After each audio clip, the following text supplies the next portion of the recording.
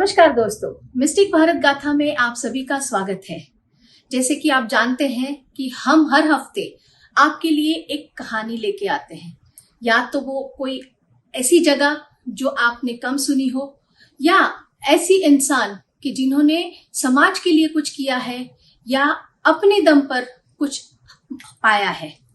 तो आज हम जिस व्यक्तित्व को लाए हैं वो कभी समाज ने तिरस्कृत किया, कभी अपनों ने साथ छोड़ा, लेकिन उन्होंने हिम्मत नहीं हारी। आज वो नारी शक्ति की एक मिसाल है और उनकी आवाज कई ऐसी नारी, कई ऐसी लेडीज जो बोलते हैं ना कहीं पीड़ित है, उनकी वो आवाज बनी है, उनके लिए वो लड़ती है।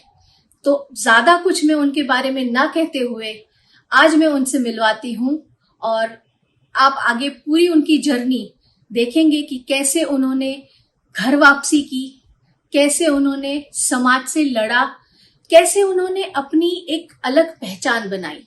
सारी बातें आइए चलते हैं, उनसे मिलके बात करते हैं। नमस्कार डॉक्टर स्वाति सिंह, आपका बहुत बहुत स्वागत है मिस्टिक भारत गाथा में। Thank you so much. आपने अपने बिजी स्केड्यूल से टाइम निकाला, हमें बहुत खुशी है। और जितना रोमांच मुझे था आपकी कहानी सुनने में, मेरे दर्शकों को भी ये रोमांच रहेगा, उनको बहुत कुछ सीखने को भी मिलेगा। तो ज्यादा बात ना करते हुए हम अपनी जर्नी शुरू करते हैं। तो स्वाति जी, आपका जन्म नासिक में हुआ और आपने बहुत छोटी सी उम्र में समाज सेवा शुरू कर दी थी। तो क्या आप वो बता सकते हैं कि कौन सा वो पल था जब आपको लगा कि नहीं, मुझे समाज सेवा ही करनी है? पहले तो समाज सेवा ऐसा कुछ बॉर्डर लाइन या बोल्ड लाइन नहीं है।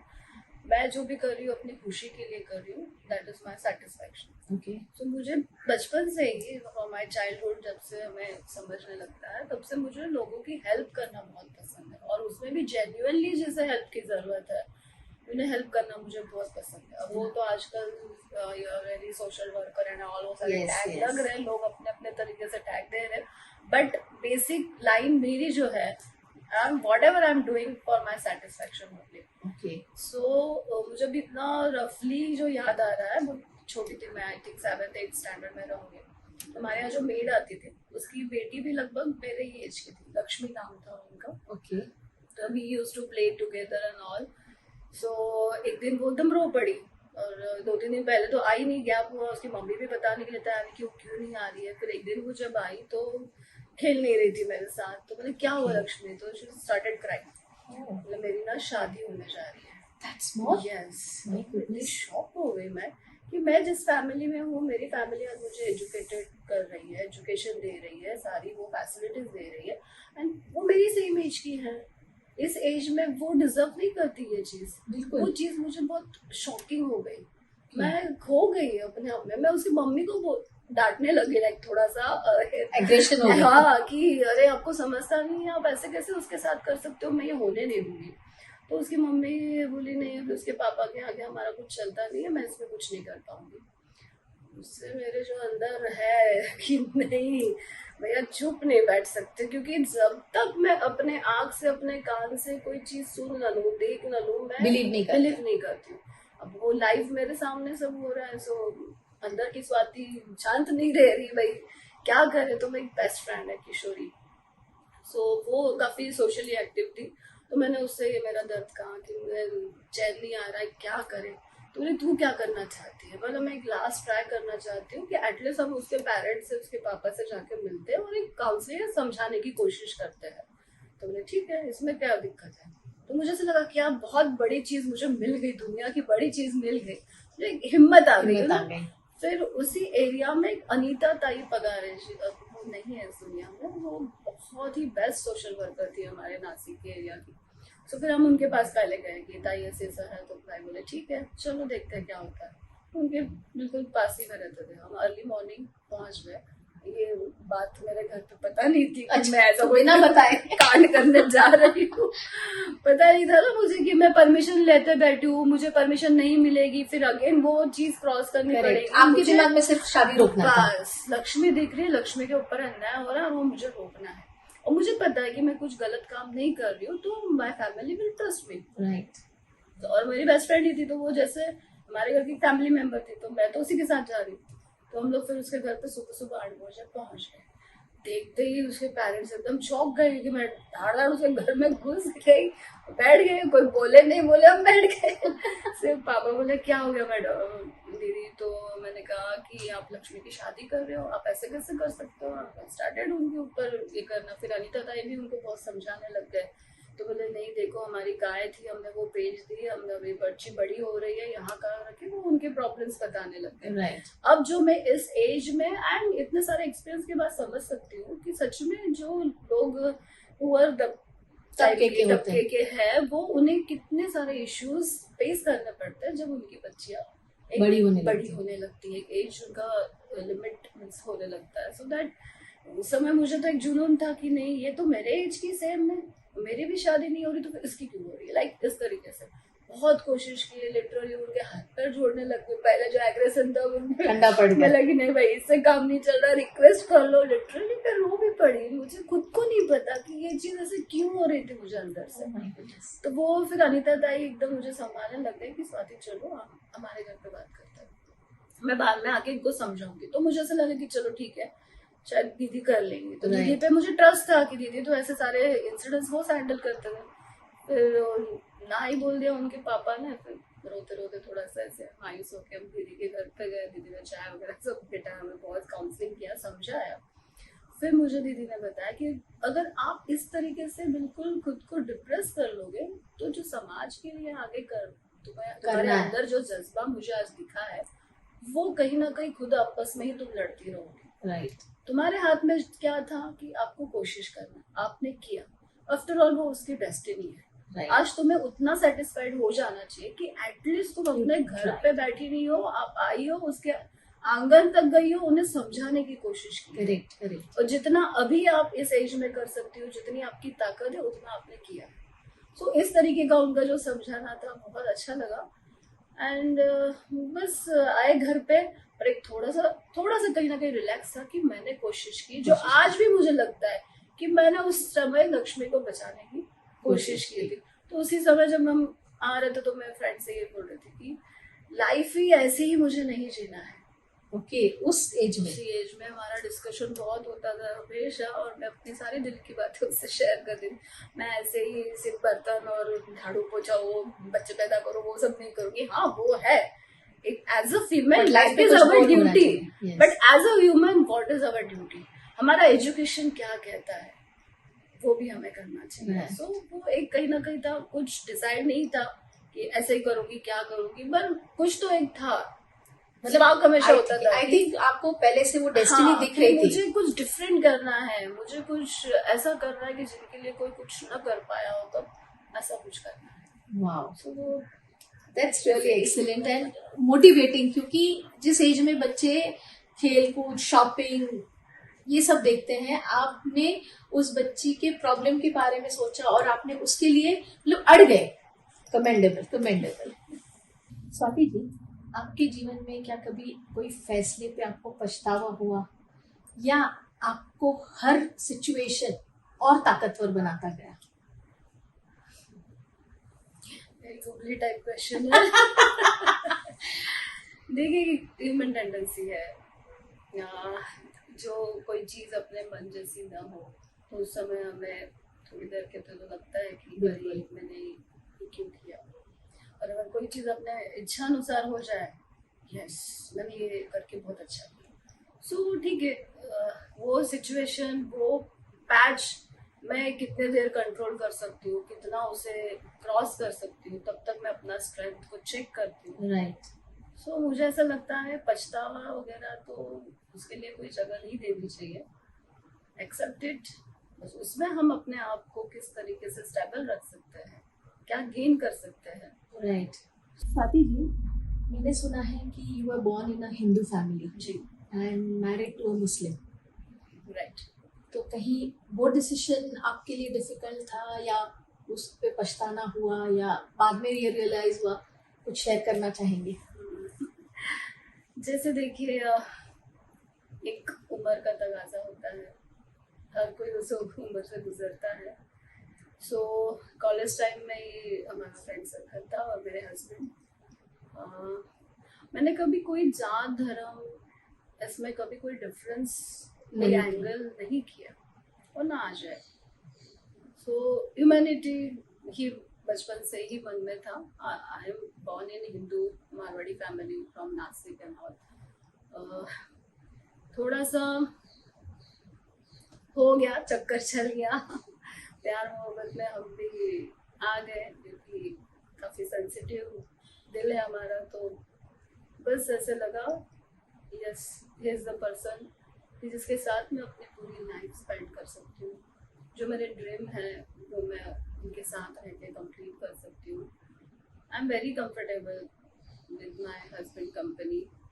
और सेम उनका भी ऐसे था, उनका भी कुछ ये नहीं कि मुझे कभी ऐसे फील नहीं हुआ उनके साथ कि मैं एक मुस्लिम लड़के से मैंने शादी की है। क्योंकि यार मन कभी भी मिलते तो कोई ऐसे कास्टिज्म को लेके हमारी बातें नहीं होती थी। तो आपने अपना सरनेम भी चेंज किया? से शादी के बाद तो स्वाति खान हुआ, नाम नहीं चेंज किया। ये नाम मुझे मेरे पापा से गिफ्ट मिला है। ओके। सो मैं स्ट्रिक्ट थी उस चीज़ों पे, कुछ चीज़ों पे मैं स्ट्रिक्ट थी कि भाई ये चीज़ तो मैं चेंज नहीं कर पाऊंगी। Sir okay, I also love your name, तो will do Swati Khan, so what. Okay. So मुझे ये चीज बताइए, चलो जहाँ तक आपका हस्बैंड का सवाल है, is very supportive and everything was good, लेकिन दोनों कल्चर अलग है। जैसे यहाँ पर वेजिटेरियन, वहाँ non veg, style of living सब अलग है।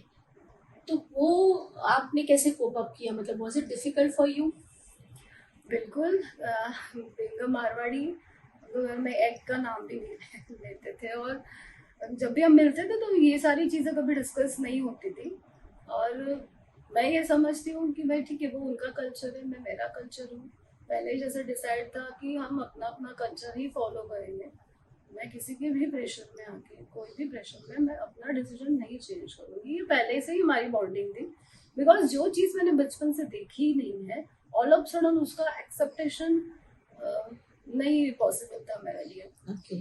और बीइंग जो मेरा नेचर है भाई, मतलब जो मुझे लगता है कि भाई किसी का हत्या करके फिर उसे तुम बिल्कुल स्वाहा करो, तो वो थोड़ा मुझे नहीं पसंद है। पर ठीक है, ये अपनी अपनी सबकी चॉइस है, वो उनका कल्चर है, वो जो उन्हें पसंद है खाना पीना, तो ना उनके इसमें मेरा कभी रोक टोक था और ना उन्होंने मेरे ऊपर कभी रोक टोक किया। तो मेरे घर में तो कभी नॉनवेज नहीं बना और ना आज तक बन रहा है।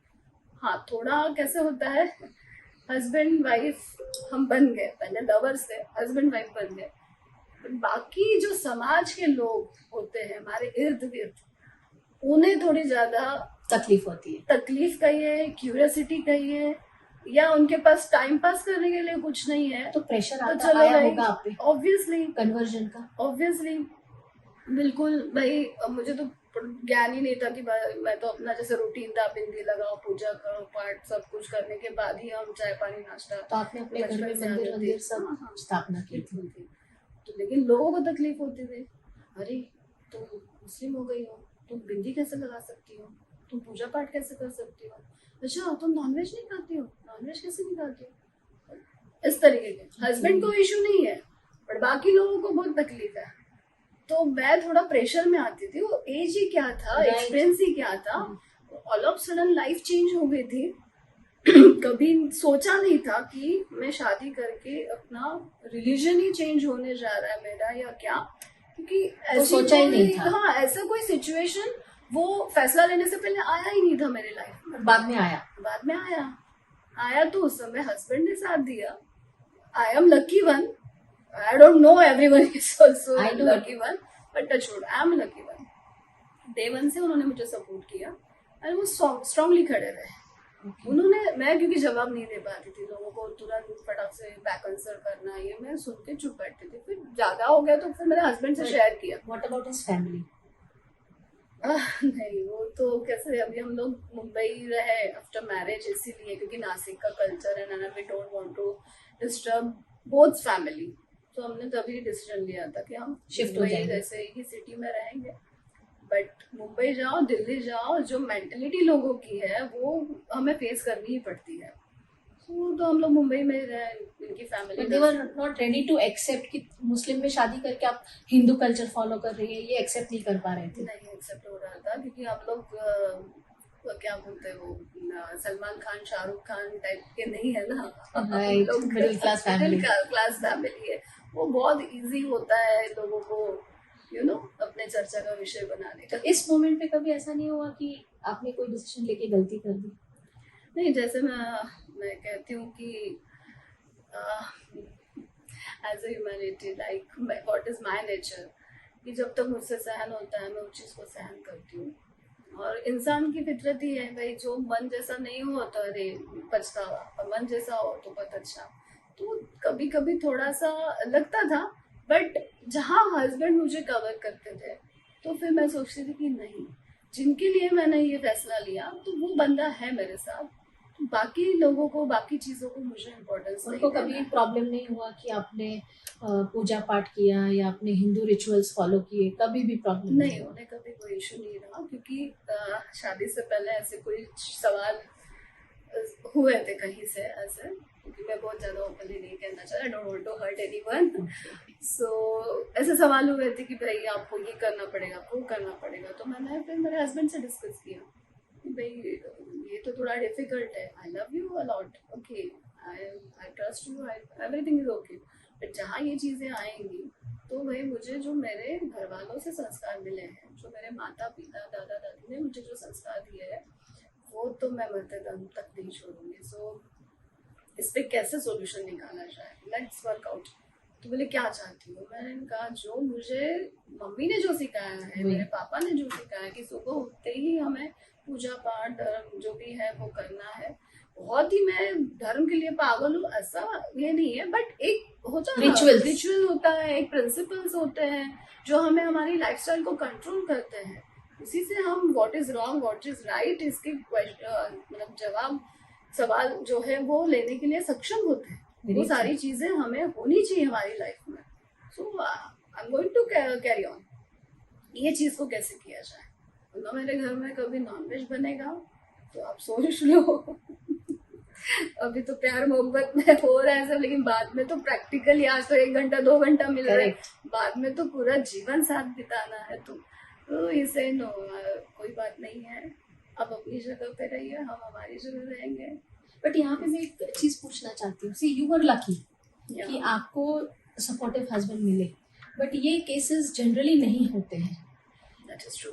तो आप मतलब क्या सोचती हैं, क्योंकि आज बहुत सारी लड़कियां आपको सुन रही हैं, तो वो आपका जो सोचना है या आपके एक एक शब्द है उससे वो अपनी जिंदगी के बारे में भी सोचेगी।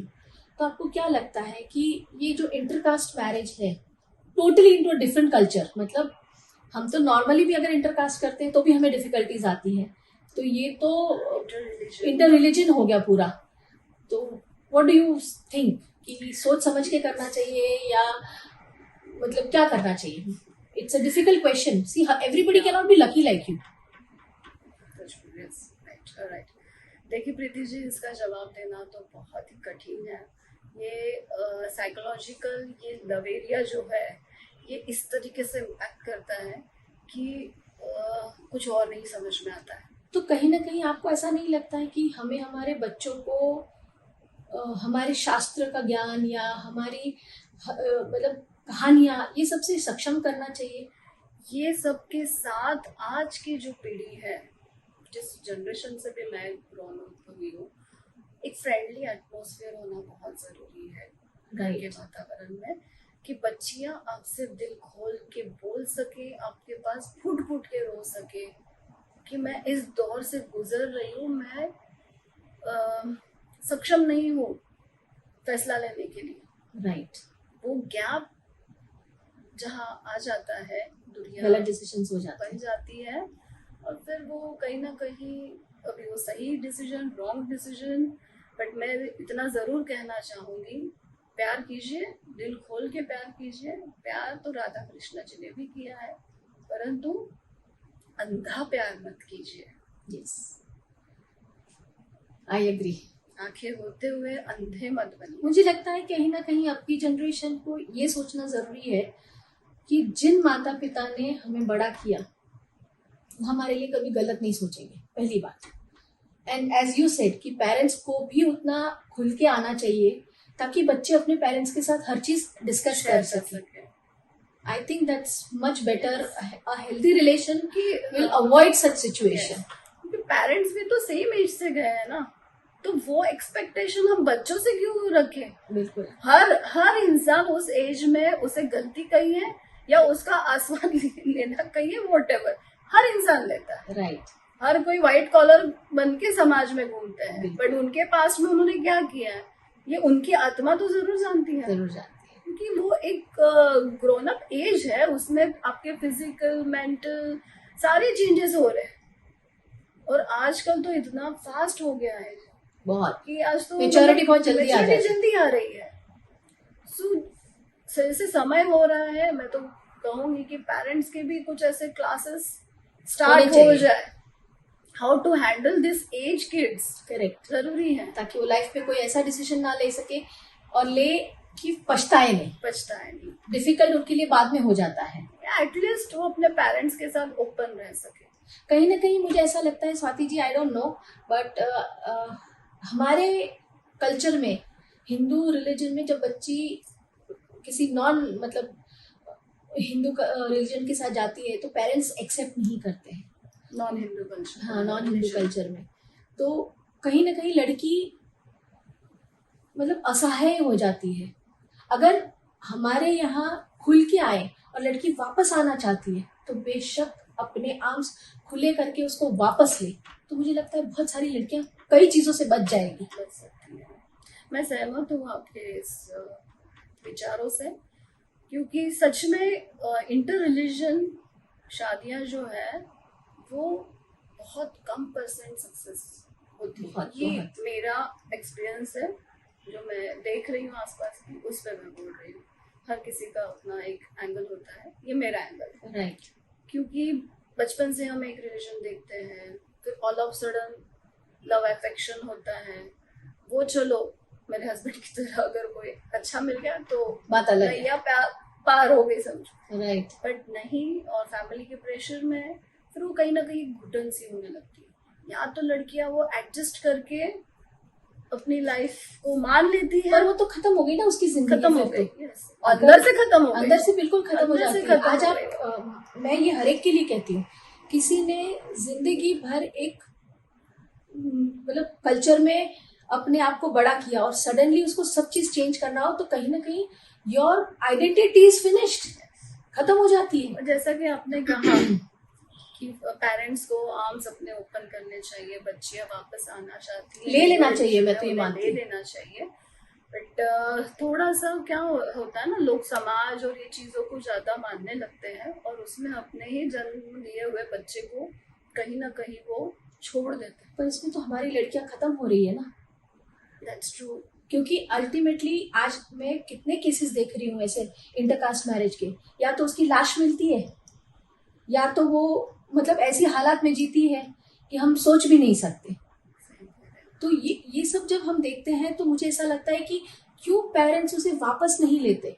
वापस लेना चाहिए उसे, ये मेरा मानना है। अगर वो आना चाहती है, नहीं खुश है, बात अलग है जी, लेकिन खुश नहीं है, जैसे आपके केस में आप खुश हो, आपके हस्बैंड आपके लिए सपोर्टिव बने, बट हर एक के केस में ये चीज नहीं पॉसिबल होती। Very rare cases. तो आई फील कि इतना रिजिड ना होते हुए बच्चों को एक गलती माफ करते हुए वापस लेना चाहिए। हर इंसान को बदलना चाहिए, समय की धारा के साथ चलना चाहिए। आज हम जो सिचुएशन देख रहे हैं, हिंदू धर्म की कही है या जो भी सिचुएशन चल रही है, बच्चियां जो फैसला प्रॉपर नहीं ले पा रही है, तो एक मौका देना चाहिए और जरूर से उसे अपना के, अपनी ही बच्ची है यार, क्यों उससे इतना नफरत, इतनी नफरत, ये ठीक बात नहीं है। बिल्कुल, ये एक बीमारी है। I agree. बीमारी को जल्दी सुधारना चाहिए, नहीं तो समाज खत्म हो जाएगा। एब्सोल्युटली। स्वाति जी, आपकी जो बात सुनी उससे आपने अपने धर्म और अपनी पहचान को बचाते हुए जो संघर्ष किया, क्या ये आपके आत्मसम्मान की सबसे बड़ी लड़ाई थी? जी बिल्कुल। सारी दुनिया एक तरफ, समाज एक तरफ और ये सोशल सर्विस एक तरफ, और उसी बीच कहीं ना कहीं हल्का सा ये तार छिड़ गया था। ठीक है, जब तक अंडरस्टैंडिंग, मैच्योरिटी, हम दोनों की ही जो लाइफ एक दूसरे से जुड़ी हुई है, हस्बैंड मेरे, और तब तक लोग के। बट जैसे गणपति सेलिब्रेशन है, नवरात्रि सेलिब्रेशन है और बाकी जो भी त्योहार है, वो मैं अपने यूज टू जो रूटीन है वो कर ही रही थी। बट कहीं ना कहीं अंदर मुझे ऐसे लगने लगा कि ये समाज के साथ छिड़खानी हो रही है। ओके, ठीक है, समाज तो अपनी ये जगह करते से- हुए भी ऑपोजिशन तो आया ही होगा आपको? ये करते हुए हाँ थोड़ा सा आया, लेकिन मैं थोड़ा स्ट्रेट फॉरवर्ड हूँ। मुझे काफी लोगों ने जब सवाल करना शुरू कर दिया, अरे मतलब ऐसा नहीं कि मुस्लिम ही, हिंदू लोग भी बोलने लग गए कि अरे आप कैसे गणपति बिठा रहे हो। मैंने क्यों नहीं बिठा सकती मैं? क्या भगवान ने कहा है? नहीं, ये भेदभाव हम कर रहे हैं। तो मेरी आस्था है, मैं करूँगी। सारा सेलिब्रेशन वगैरह तो कंटिन्यू हो ही रहा था, लेकिन मुझे कहीं ना कहीं ऐसा लगने लगा कि नाम स्वाति है और सरनेम खान है, काम सारे घर में जो है वो एक हिंदू रीति रिवाज से हो रहे हैं। समाज अपनी जगह बिल्कुल सही है।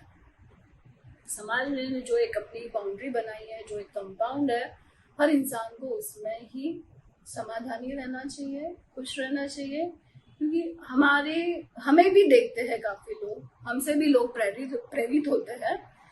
तो हमें भी हमारे आचरण को थोड़ा सा गौर करना चाहिए, राइट, कि जिससे समाज की जो परिभाषा है उसके साथ छेड़खानी करने की हिम्मत ना हो। तो ये घुटन शुरू हो गई थी। पहले तो शादी कैसे हो, क्या हो, वो एक घुटन, उससे बाहर निकली तो अब ये घुटन। और आपको 2 बच्चे भी हुए, राइट? जी, तो बच्चों को आपने क्या नाम दिए हैं? हाँ, बेटा है मेरा आर्यन नाम है, एंड बेटी है आयोना। तो ये जो आत्मसम्मान की आप बात कह रहे हो ये थोड़ा तभी तक सही था, और बाद में जब बच्चे हुए तो घर वाले तो अपनी मम्मी को ही, बच्चे जो है पूरे फॉलो कर रहे हैं, मेरे हस्बैंड मुझे फॉलो कर रहे हैं, एवरीवन, हमारा एक हंसता खेलता मस्त परिवार, सब ठीक ठाक चल रहा है। बच्चे जैसे स्कूल जाने लग गए तो स्कूल में थोड़ा बच्चों को थोड़ा ये कि कुछ समय एक मूवी थी शाहरुख खान जी की, आई एम नॉट टेररिस्ट, ऐसे कुछ। तो बेटा थोड़ा फ्रेंड सर्कल में खान वगैरह ऐसा कुछ चीजें उससे बुरी लगी। ओके, तो ये स्टार्ट क्राइम, घर पे आया, मम्मा ऐसे क्यों, ये क्या हो, क्योंकि हमारे घर में कभी हमने ये सब डिस्कस नहीं हुआ है ना, कि मम्मी हिंदू है, पापा मुस्लिम है, कि ऐसे ये धर्म होता है, ये जाति होती है, सिख ईसाई एंड ऑल, ऐसा ये सब चीजें कभी डिस्कस नहीं है। उसने सारी पूजा पाठी देखी है। हाँ, और उसने बचपन से पूजा पाठी देखी, और हमने एक ह्यूमन नेचर है भाई, ठीक है चल रहा है, हॉस्पिटल है तो वहाँ पे भी तरह तरह की मस्जिद में नमाज पढ़ने वगैरह नहीं गया? नो, वो तो काफी छोटा एज में था, तब से ही मुझे ये होने लग गया। हाँ, जैसे शुरुआत तो थोड़ा सा मैंने, शादी जब हुई कि चलो ठीक है अभी जो है तो मैं मेरा भी करूँगी, और थोड़ा इन लॉज की खुशी के लिए उनका भी करूँगी, ट्राई करूँगी। बट समहाउ कुछ ऐसे टॉन्ट्स मिलने लग गए, काफिर एंड ऑल, तो थोड़ा मुझे काफिर समाज के जो भी लोग हैं तो थोड़ा मुझे कहीं ना कहीं बुरा लगने लग गया कि यार मैं तो रिस्पेक्ट कर रही हूँ पर इसकी वैल्यू नहीं हो रही है, तो स्टॉप इट, जरूरत नहीं है। अगर रिस्पेक्ट नहीं मिल रहा है तो you don't do this, because हमें जीने के लिए प्यार के साथ साथ रिस्पेक्ट भी उतना ही इक्वली जरूरी है। Very true. बिना रिस्पेक्ट के तो स्वाति नहीं जी पाएगी तो जब बेटा आके बोलने लगा मम्मा ऐसे ऐसे है, और अपने आप से मेरी वो लड़ाई भी चल ही रही थी, तो क्या करे कैसे करे, तो मेरे चाचा जी है जो मैं बिल्कुल फ्रेंडली हूँ उनके साथ, उनका नाम मैं लेना चाहूँगी, बिल्कुल, मतलब कलंत्री जी। उनसे मेरा बहुत फ्रेंडली डिस्कस होता था। पहले तो चाचा जी बहुत नाराज भी हुए मुझ पर कि आपने ऐसे कैसे कदम उठा लिया, एक बार मुझे क्यों नहीं बताया ना। मैं बहुत घबराई हुई थी, मुझे नहीं समझ में आया अब क्या करे, मतलब अच्छा। अब हो गया अब भाई, अब तू बता कि क्या चाचा जी बोले नहीं तुम खुश हो, मैंने कहा हाँ मैं खुश हूँ, मुझे उस चीज़ में कोई क्वेश्चन मार्क नहीं है। एज अ हस्बैंड जैसा है वो आई एम वेरी कंफर्टेबल, मैं बिल्कुल फ्री हैंड हूँ, मुझे जो समाज कार्य करना है जो भी चीजें हैं उसमें कोई रोक मतलब हस्बैंड से कंफर्टेबल हो, रिलीजन से अनकंफर्टेबल थे। अब जैसे फोर्सफुली और जिस तरीके से ये हो रहा था तो मैं अनकंफर्टेबल हो गई, नहीं मुझे समझ में आया वो चीजें। मैं अपना तो रिलीजन नहीं छोड़ सकती हूँ, मैं आपके रिलीजन को भी रिस्पेक्ट देना चाहती हूँ, बट समहाउ वो एक्सपेक्टेशन मोर देन होगी मे बी जो मैं कंप्लीट नहीं कर पाई। मे बी मैं राइट पर्सन नहीं रहूंगी समाज के एंगल में, सो दैट ठीक है, जरूरी नहीं कि सारी चीजें हम कर ही पाए, सबको खुश रख पाए, ऐसे जरूरी नहीं होता है। सो फिर चाचा जी ने कहा कि ठीक है आप जो कर रहे हो लेकिन वो ठीक नहीं है, दो पत्थर पे पैर रख के चलना सही नहीं है। अब उतनी तो समझ नहीं थी, बस बहुत सारे सवाल ये थे। मैंने कहा अब तो मैं बात करूं, पहले नहीं बात कर पाई पर अब तो मैं बात करूं किसी से, अपनी ये सारी भावनाएं किसी को तो मैं बताऊं। हस्बैंड से मैं कहती थी ऐसा नहीं है, बट वो कैसे है, अरे छोड़ना लोगों का क्या है, वो बोलते रहेंगे, इजी गोइंग। लेकिन माँ हूँ, आगे बच्चों का फ्यूचर, फिर उनकी मैरिड लाइफ एंड ऑल, तो थोड़ा ये हो गया। तो फिर चाचा जी ने कहा कि आप अपने हस्बैंड से डिस्कस कीजिए और फिर एक तरफा हो जाएगी। दैट इज और मींस वो टॉपिक पे वो नहीं आए पहले कि आप देखो कि आप क्या डिसाइड कर रहे हो, okay whether you want to go completely side तो कंप्लीटली उस साइड में जाओ और उसे एक फुल स्टॉप देके उस तरीके, मतलब ये ऐसी दोहरी जिंदगी आप मत जियो। आपकी तो हो गई, आपके बच्चों का क्या, उस बारे में वो मुझे पॉइंट आउट कर रहे थे। बोले या तो कम्प्लीटली आप हिंदू बन जाइए या तो कम्प्लीटली मुस्लिम बन जाइए, इस तरीके का मत कीजिए क्योंकि आपका तो हो गया, आगे बच्चों के बारे में सोचना। राइट। तो मैंने कहा यही तो लड़ाई लड़ रही हूँ, मुझे समझ में नहीं आ रहा। तो फिर चाचा जी बोले कि आप अपने पहले फैमिली में बैठ के कीजिए, तुम जो भी फैसला लोगी मैं आपके साथ हूँ। अगर आप हिंदू भी बनना चाहती हो तो ओपनली बताइए, मैं पूरा आपको सपोर्ट करूंगा। सो चलो मुझे एक रिलैक्स, और मेरे और एक कजिन है भैया मेरे नासिक से ही है, तो उनसे भी मेरा बहुत गपशप चलती है, गॉसिप चलते हैं, गॉसिप वाला भैया है मेरा। लाइफ में ना प्रीति जी ये सारी रिलेशंस होने चाहिए जो हमें पूरा करते हैं, है ना। तो गॉसिप वाला भैया मेरा, तो भैया से मैंने कहा भैया ऐसे ऐसे है, चाचा जी भी ऐसे बोल रहे, तो भी मैंने बताइए आपका क्या राय है, क्योंकि ये बंदे ऐसे है मेरे लाइफ में कि मेरा जो भी फैसला लिया, मैं जो भी लाइफ में कर रही हूँ, दे love me with that decision, full support है विद दैट डिसीजन। तो ये अच्छा लगता है, राइट, नॉट कि अरे तूने ये किया, जजमेंट नहीं करते हैं, जज नहीं करते हैं, रिलेशनशिप को जज नहीं करते हैं, जैसे आप उस तरीके से अपनाते हैं, राइट। तो वैसा मुझे अच्छा लगता है, और मैं भी मोस्टली लोगों के साथ ऐसे ही रहने की कोशिश करती हूँ। तो फिर भैया ने भी यही कहा, और भैया को थोड़ी हमारी स्टोरी पता थी जो मैं थोड़ा समहाउ प्रेशर में भूल गई थी। तो मेरे हस्बैंड की जो पहले की पीढ़ी है, दादा परदादा, वो सिंह, अच्छा, ठाकुर, ओके, सो दे वर कन्वर्टेड। हाँ, तो उनकी कोई ये हुआ तो लाइक ऐसे मैं थोड़ा सा भूल गई थी ये चीज। तो फिर भैया ने मुझे याद दिलाया, बोले अरे तू इतना क्या सोच रही है, हस्बैंड से बात करो, अब क्या डिसीजन ले रहे हो, या तो घर वापसी का डिसीजन ले लो। मतलब ये घर वापसी मतलब, तो बोले बेटा ऑलरेडी वो सिंह और ठाकुर है, करेक्ट, तो तुम इतना क्यों सोच रही हो, डिस्कस करो पहले आपस में। तो मुझे थोड़ा सा कहीं आशा की किरण दिखी, मैं सोचने लग गई कि जो बेसिकली है वही होने में क्या दिक्कत है। Very true. क्यों हम इस तरीके की चादर ओढ़ के घूम रहे हैं। तो थोड़ा बता सकते हैं वो लोग मुस्लिम कैसे हुए? हाँ, ये थोड़ा हम नहीं लेते हैं, ओके, मुझे पता नहीं कि रियल स्टोरी क्या है। Okay okay, not aware of it. हाँ, लेट इट बी।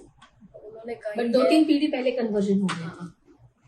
उन्होंने कही है, वो मैं उतना डीप में नहीं गई, ओके, करने मिल रहा था मैंने छोड़ दिया।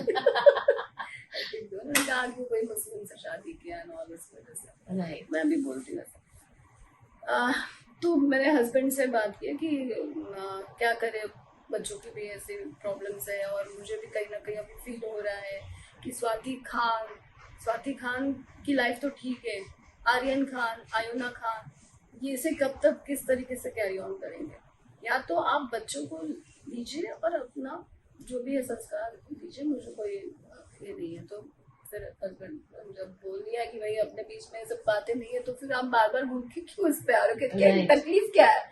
मैंने कहा आपके जो पहले ये है तो सिंह है, ठाकुर है, तो हम क्यों नहीं फिर घर वापसी कर लेते हैं? Very true.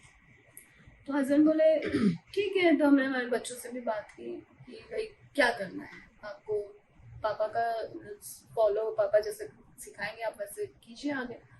तो बच्चों का भी कहना था नहीं, हम जो मम्मी कर रही है हम वही करना मम्मी का चाहते ही फॉलो करना चाहते हैं। तो ही से ओके, जब आप बच्चे और वाइफ खुश है, क्योंकि उन्हें तो पता था वाइफ तो दिल से पूरी चलने वाली नहीं नहीं है। तो इट्स ओके फाइन, हम घर वापसी कर लेते हैं। फिर वो डिसीजन हुआ हमारा, ओके। एंड जो है वही है, कुछ चेंज नहीं है। बेसिकली हिंदू है, converted Muslim, back to Hindu. तो ये घर वापसी है। राइट। तो ये मेरे बेटे से वो अपने कुल में वापस गया है, ये मैं मान रही हूँ। That's a commendable thing, Yeah. Commendable thing. And फिर वो डिसीजन हुआ, कजिन भैया, मेरे चाचा जी, इन्होंने पूरा त्र्यंबकेश्वर में सब अरेंजमेंट किया, एंड फिर हमारा सब पूरा विधि हुआ। यहाँ सारे डॉक्यूमेंटेशन एंड ऑल। तो बच्चों को हमने हॉस्टल में करवाया, क्योंकि फिर उन्हें न्यू लाइफ, न्यू पर्सनालिटी उनकी मिले। उस तरीके से फिर वो हमारी जर्नी सिंह से स्टार्ट हुई। स्वाति सिंह की Okay. जर्नी घर वापसी वाली स्टार्ट हुई। वाओ, आई मस्ट अप्रिशिएट, क्योंकि आपका जो मतलब होते ना एक मानसिकता थी वो आपने बदली नहीं, आपने अपने कल्चर को नहीं बदला, and you are very strong. And I appreciate कि जो इंसान ऑलरेडी हिंदू थे और कन्वर्ट हुए थे, आपने उनको वापस हिंदू धर्म में लाया। शादी करने के लिए धर्म बदलना पड़ना जरूरी है? ये तो मुझे नहीं पता, लेकिन कई केसेस सुने हैं, सिचुएशन सुनी है। जनरली देखिए, अगर आप एक सनातनी की बात करते हैं, तो सनातनी कभी किसी को जबरदस्ती धर्म बदलने की वो नहीं करवाता है, कभी भी नहीं करवाता। आप कितने भी केसेस देख लो, बिल्कुल किसी को भी फोर्सफुली कुछ नहीं करवाता। एग्री।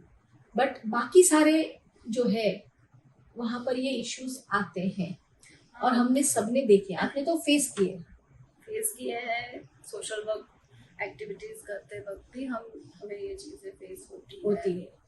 लोग पहले बोलने से डरते थे, आज खुल के खुल बोलते के हैं। कर रहे हैं। तो कहीं ना कहीं मुझे लगता है कि लोगों को स्ट्रांग होना पड़ेगा, एंड आपके हस्बैंड जैसे लोग भी होने चाहिए, आई वुड से, कि जिनकी सोच ऐसी ना हो, स्टबन कोई चीज पे ना हो। सी, आज ही वॉज ऑल्सो फ्लेक्सिबल कि भाई मैं बेसिकली तो एक्सेप्ट किया ना उन्होंने कि मेरा बेस तो हिंदू ही है। जी।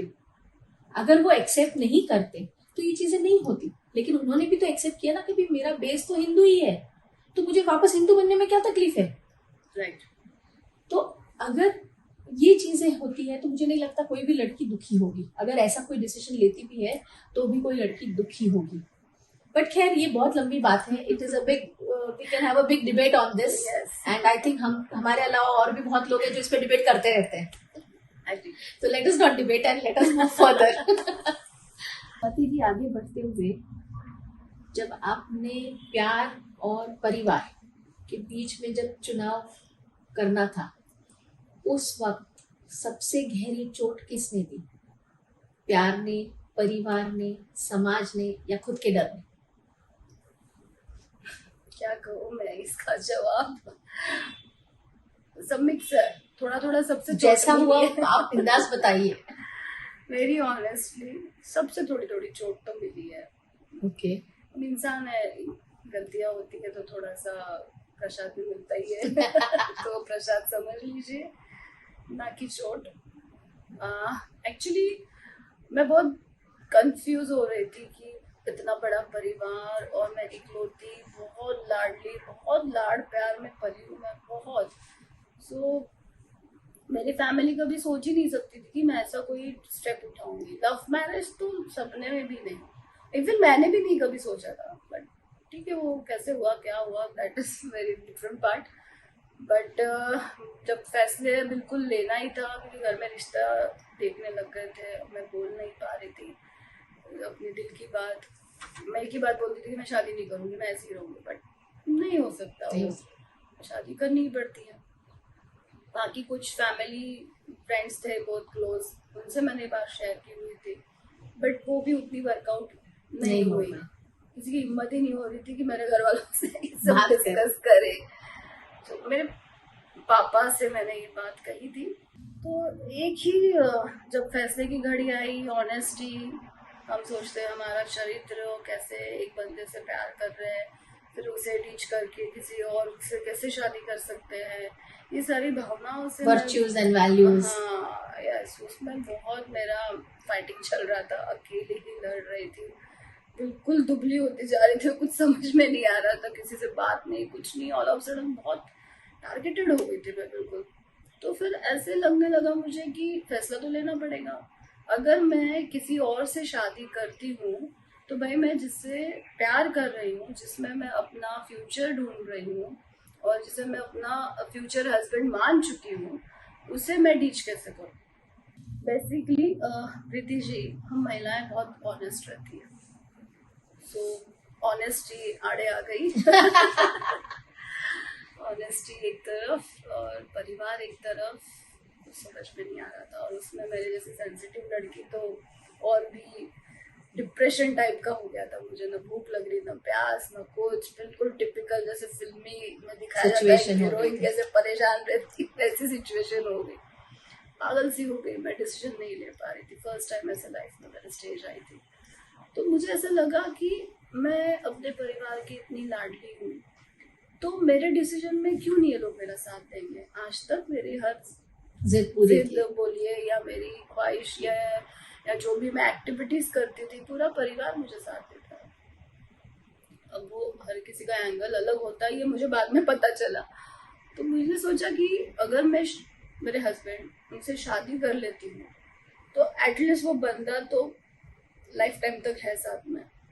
फैमिली है, थोड़े दिन नाराज रहेंगी, फिर मान जाएंगे। इकलौती हूँ भाई, लाडली हूँ, मेरी फीलिंग्स को समझ लेंगी और मुझे एक्सेप्ट कर लेंगे।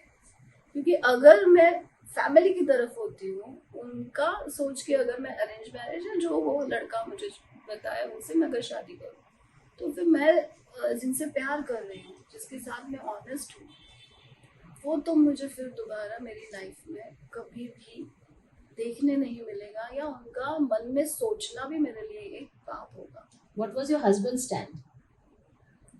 वो तो बिल्कुल शाहरुख खान ना, शादी तो तुझसे ही करूंगा। अच्छा। बिल्कुल, वो उनका डिसीजन पे फर्म थे, बिल्कुल भी तुम्हें डिसीजन लेना है, you have to marry with me. Okay. He's a doctor, right? He's a doctor. So मैंने ये सोचा कि भाई अगर मैं शादी कर लेती हूँ अपने पसंद के लड़के से, जो कि मुझे पता है वो फ्यूचर, उस समय तो पढ़ाई चल रही थी उनकी, डॉक्टर है, वेल एजुकेटेड लड़का है, ऐसे तो कोई टायर पंचर वाले के साथ तो नहीं कर रही हूँ मैं। I am just joking, I am just joking. मतलब एजुकेटेड है, काम बेसिकली एजुकेटेड अपनी जगह पे सराहनीय होता है, बट उसमें भी क्योंकि मेरे पापा की भी इच्छा थी कि मेरी शादी कोई डॉक्टर से हो, लाइक ऐसे, सो वो मैच कर रहा था कहीं ना कहीं। तो मैंने सोचा मेरी फैमिली मुझे एक्सेप्ट कर लेगी, थोड़े दिन नाराज रहेंगे, मैं मना लूंगी, जैसे थोड़ा सा छोटा मोटा होता तो मना लेती थी मैं, अपनी जिद करके करवा लेती।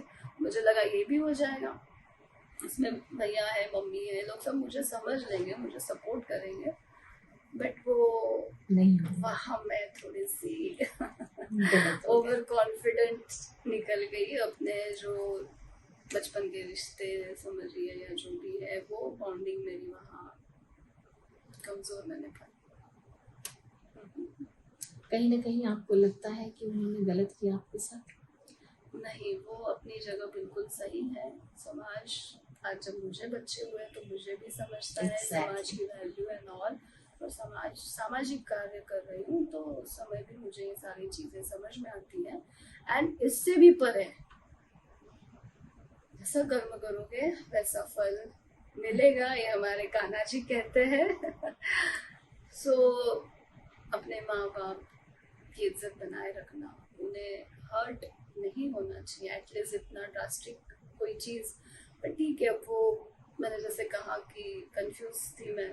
शायद मुझे लगता है आपको उस टाइम पे किसी का प्रॉपर गाइडेंस मिलता या कुछ प्रॉपर मार्गदर्शन मिलता तो आप शायद कुछ और डिसीजन ले पाते। दैट इज जरतर जैसे मराठी में बोला जाता है। Very true. लेकिन आफ्टर ऑल इट्स डेस्टिनी। ऐसे होता तो ये होता तो, मैं वो सब चीजें नहीं सोचती हूँ। ओके, सो जो भी हुआ उसको आपने एक्सेप्ट कर लिया। बिल्कुल। Now look forward.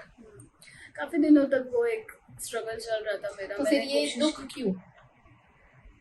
विच दुख? कि मेरी फैमिली ने सपोर्ट नहीं दिया, क्योंकि नहीं, आप गो फॉरवर्ड ना, हर एक चीज का एक रीजन होता है। तो फिर ये दुख अभी भी क्यों लग रहा है? क्यों नहीं लगेगा? मेरे मम्मी है, पापा तो खैर नहीं है, हमारी फैमिली है। मेरे आपको लगता है आपके पापा अभी होते तो चीजें अलग होती?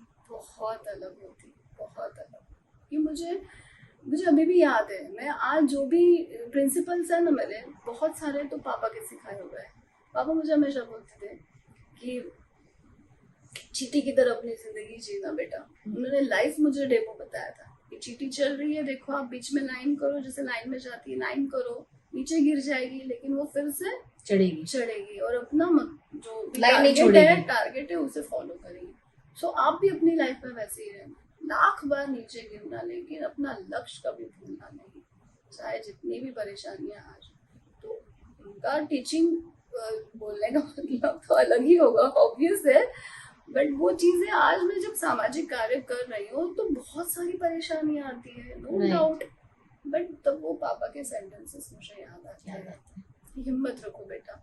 नो डाउट कैसी बचपन की काफी ऐसी चीजें थी जिसमें कभी मम्मी मना करती थी। मुझे स्पोर्ट्स में बहुत मन था मेरा, मैं खो खो की प्लेयर रह चुकी हूँ, डिस्ट्रिक्ट लेवल पे मैं खेल चुकी हूँ उस समय। बीइंग अ मारवाड़ी डॉटर, उस समय वो बहुत पहले तो ऐसा इशू था कि भाई वो हाफ तुम्हें शॉर्ट्स पहनने पड़ेंगे, वो अलाउ नहीं है, ये नहीं चलेगा, जीन्स नहीं पहन सकते हैं, और सारी चीजें। तो थोड़ा सा ठीक है, अब तो काफी मॉडर्नाइज हो गया, सारी चीजें चेंज हो चुकी है।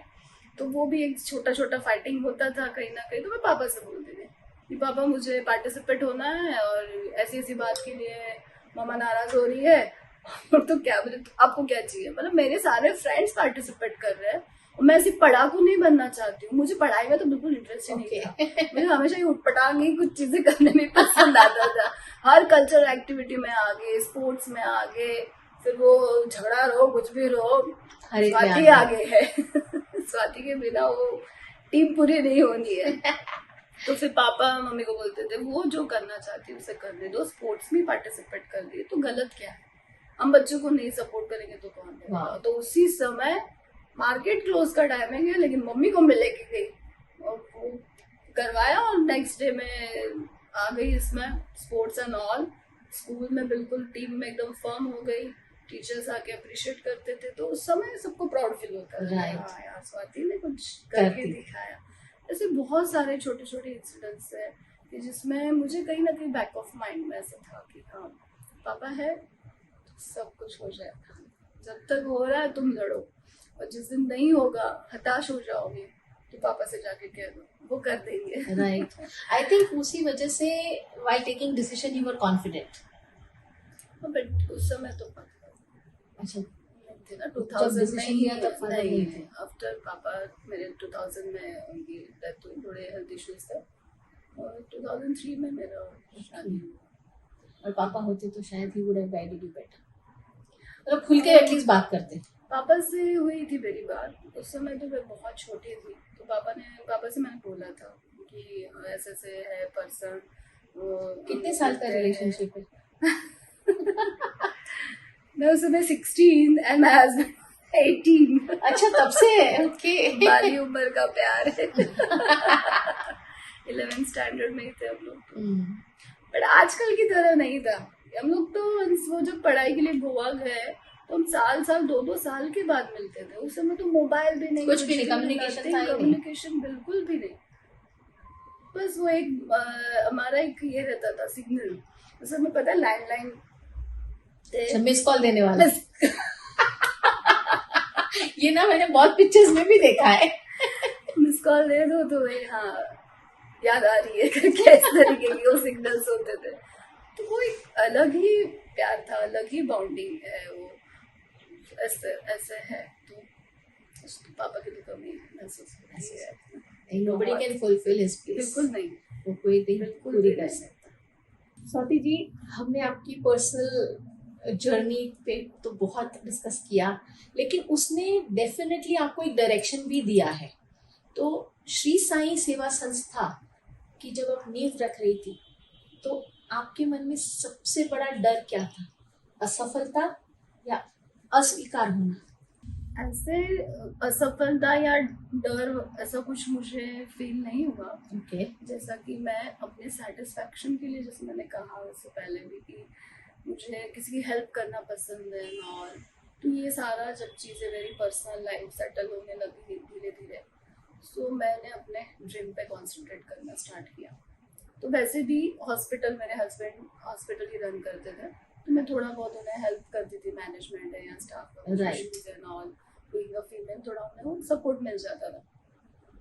तो उसी समय कोई पेशेंट आ गए तो उन्हें कभी ऐसा होता है हेल्प वगैरह करना, तो वो कहीं ना कहीं वो सोशलिज्म आने लग गया। एंड टचवुड मेरे हस्बैंड ने भी मुझे मेरे हर डिसीजन में, हर चीज में, फैसलों में हेल्प किया। जैसे Okay. कोई पेशेंट बहुत पुअर है बोलते थे तो मैं मेरे हस्बैंड को रिक्वेस्ट करती थी, जाने दो ना, छोड़ दो ना, क्या होता है, अपने नसीब का हमें मिल ही जाएगा, लाइक इस तरीके से। तो वो भी थोड़ा कुल्ली हैंडल करते थे कि अच्छा ठीक है भाई, आपने बोल दिया तो वही होगा, इस तरीके से।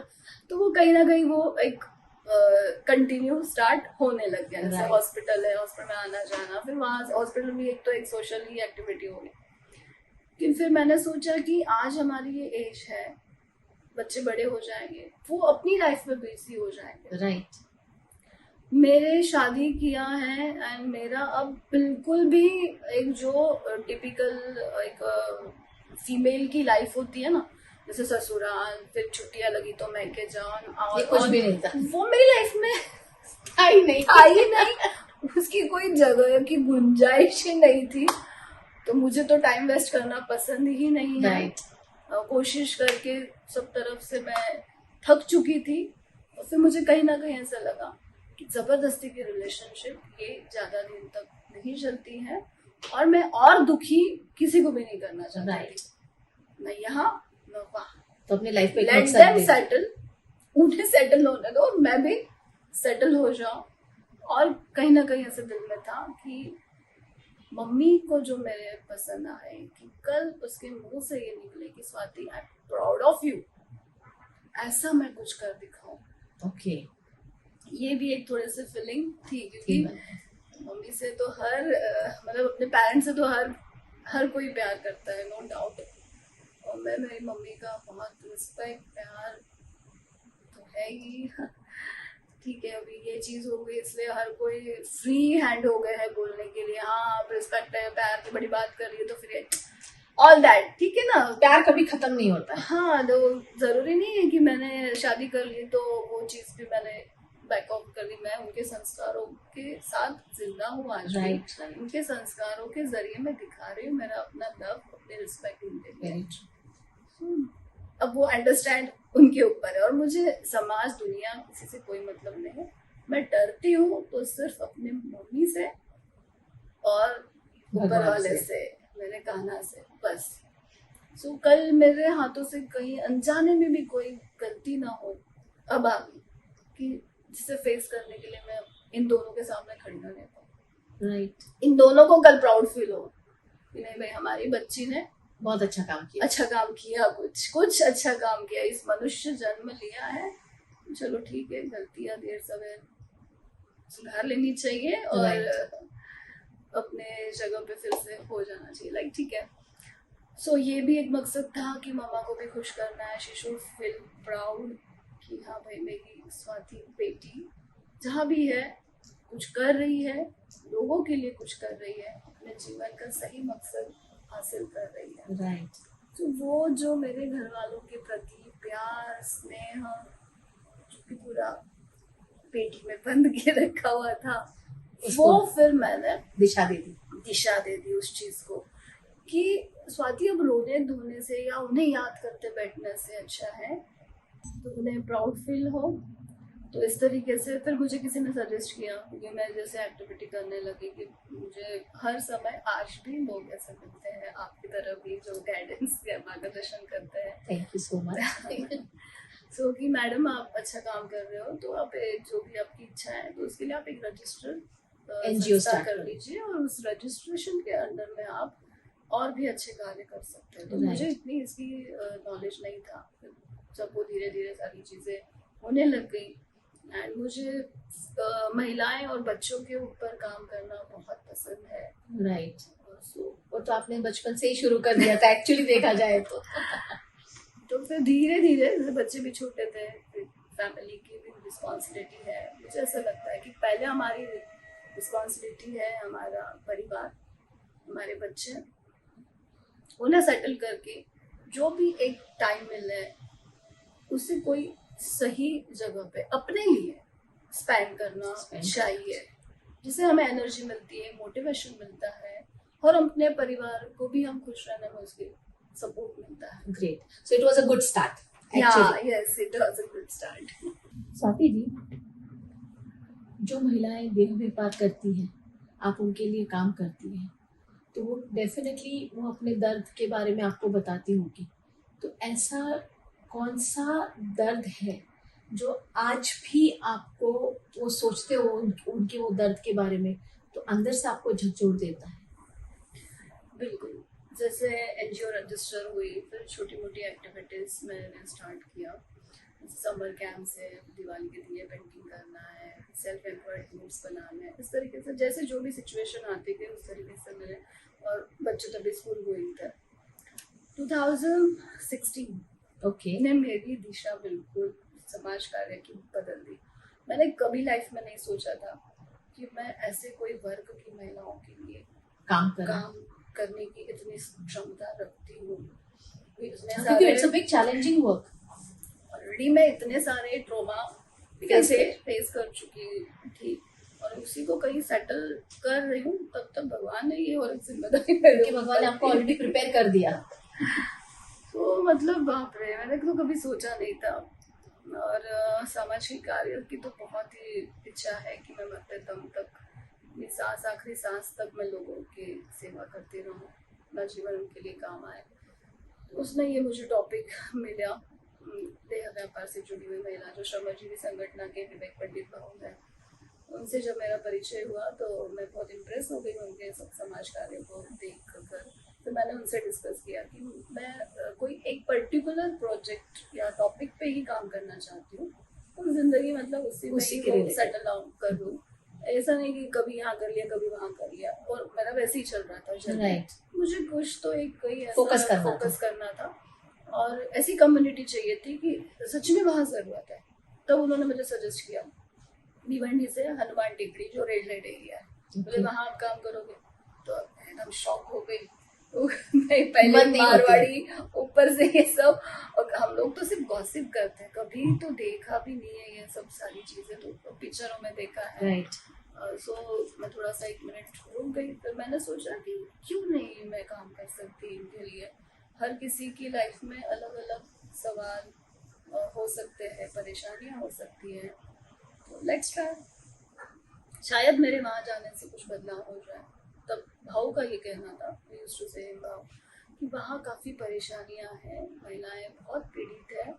सो आप अगर उनके बीच में काम करके उनका जीवन बेहतर बनाने के लिए कुछ कार्य कर सकती है तो देखिए। तो मैंने कहा ठीक है, आप जैसा गाइड करेंगे तो मैं स्टार्ट करती हूँ। तो पहले सर्वे वगैरह से स्टार्टअप हुआ, बहुत ही डिफिकल्ट था वो सब सारी चीजें। 2 साल तो मुझे उनसे एक अच्छी रेपो बनाने में, फ्रेंडशिप बनाने में चला गया। वो एक बहुत बड़ा टॉपिक है।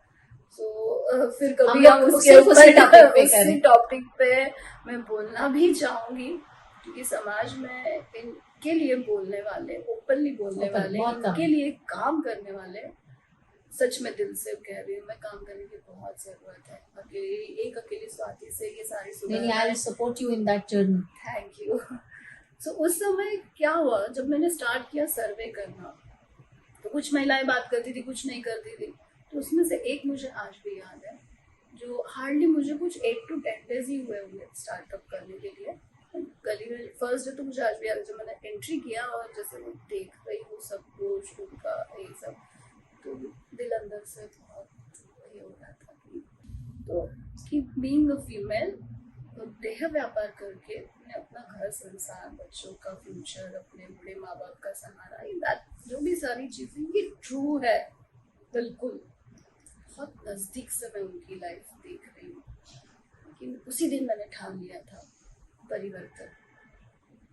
ये सब पीड़ित महिलाओं का खुशी, इनके जीवन में सुख तभी आएगा जब ये सारी सिचुएशन उनकी लाइफ की परिवर्तित हो जाए, इनकी भी घर वापसी हो जाए। Right, very true. कैसे? तो फिर जब सर्वे स्टार्ट किया, तो वो फीमेल से जब मैंने उससे पूछा कि आप यहाँ कैसे आ गए, इस एरिया में कैसे आप आ गए, मतलब खुद से आए हो कैसे?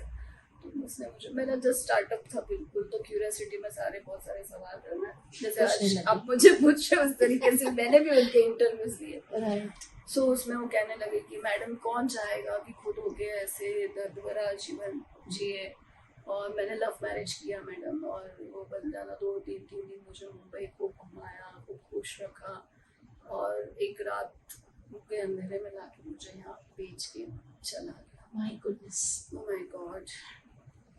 इसके साथ साथ मेरी भी आंखें भर आई थी, और वो उतना इंटरव्यू करके मैं फौरन घर चली आई। मेरी हिम्मत ही नहीं हुआ आगे बढ़ने की। मैंने भी लव मैरिज किया था, और मैं बार बार अपनी तकदीर कहीं ना कहीं खुद को कनेक्ट कर रहे थे के लिए मैं अपने भगवान से बहुत प्रेयर कर रही थी, really I am lucky. Husband का ही वेट कर रही थी कि घर पे कब आए। वो जैसे ही घर पे आए, मैंने कोई टाइट हग किया, ये क्या हो गया तुम्हें? बोला कुछ नहीं। बोले नहीं कोई तो बात होगी। बोला thank you. For what thank you? कहा जैसे ऐसे उनकी परमिशन लेके ही मैंने काम स्टार्ट किया था। ऐसे हार्ड वर्क में आपकी फैमिली का आपके साथ होना बहुत जरूरी है। तो ये सर ठीक है, आप कर सकते हो काम।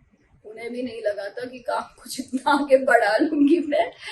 फिर बाद में उन्होंने क्या हुआ, मैंने कहा ऐसे ऐसे हुआ, तो मुझे बहुत ये बोला अच्छा अपने आप को तुम क्रॉस चेक कर रहे हो, मतलब जो भी समझो कि आज अगर आप अच्छे हो तो आज मेरी लाइफ अच्छी है।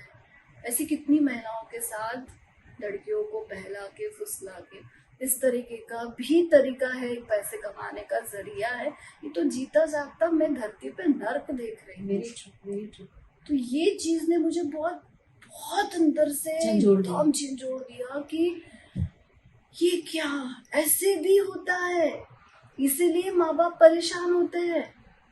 वो चीजें अब मुझे क्लियर होने लग गई थी।